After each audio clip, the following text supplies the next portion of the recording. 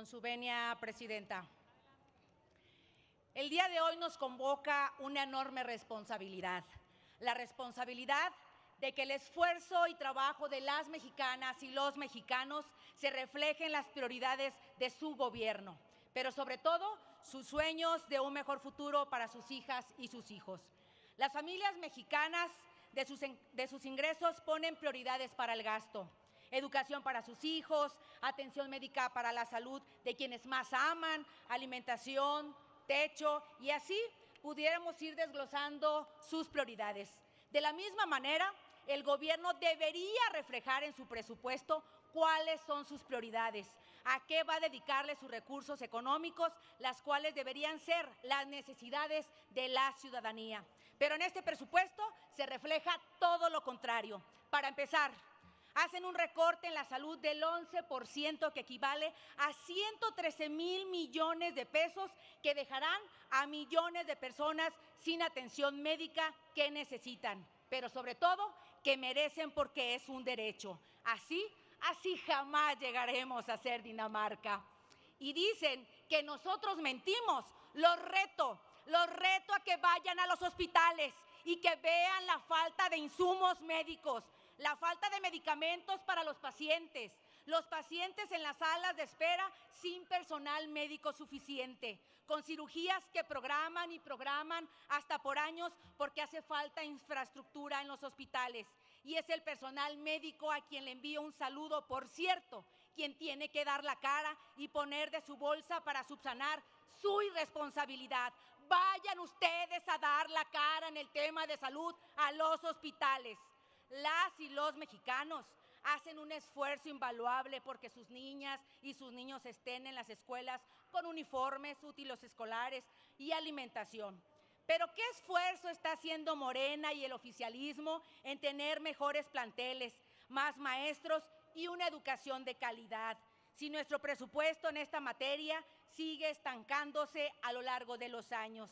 El gasto en inversión pública, clave para el desarrollo y generación de empleos para las y los mexicanos, refleja una reducción histórica del 14%. Esta disminución nos coloca por niveles inferiores a los del 2013 y muy por debajo del 4% del PIB recomendado por la CEPAL, dejando a un lado la necesidad de fomentar el crecimiento económico y la generación de empleos. Nayarit, mi estado, al igual que otras entidades, verá limitadas sus oportunidades de desarrollo debido a estas decisiones, particularmente en infraestructura, un sector fundamental para la competitividad. ¿Por qué hacen estas reducciones o se empeñan en estar estancado el progreso social de México, que tanto merece y que ustedes en el tema de educación y salud lo están abandonando? ¿Saben por qué? Porque tienen que tomar del presupuesto de la ciudadanía para seguir con sus inversiones en obras faraónicas.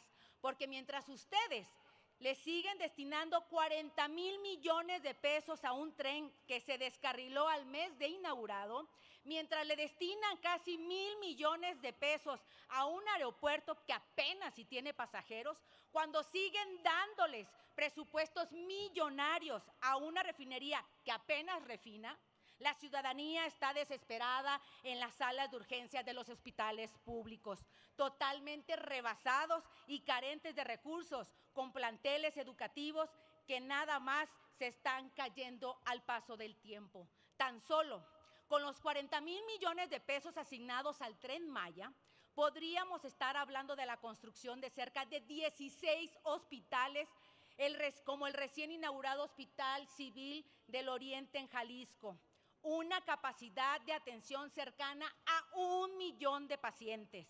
Además, el gasto federalizado, una herramienta crucial para los estados, experimenta una reducción del 1.2%, comprometiendo áreas claves como la educación y la salud.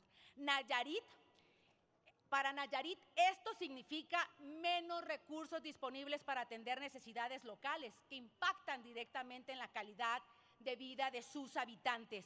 Y hablar de Nayarit es hablar de un 20.35% menos en su presupuesto de gasto federalizado. El presupuesto de egresos debe constituirse entonces como un reflejo de la realidad del país y no como el reflejo de una narrativa política. El pararnos el día de hoy en esta tribuna a hablar sobre presupuesto es hablar sobre México, sobre las familias, los trabajadores, los estudiantes, los marginados.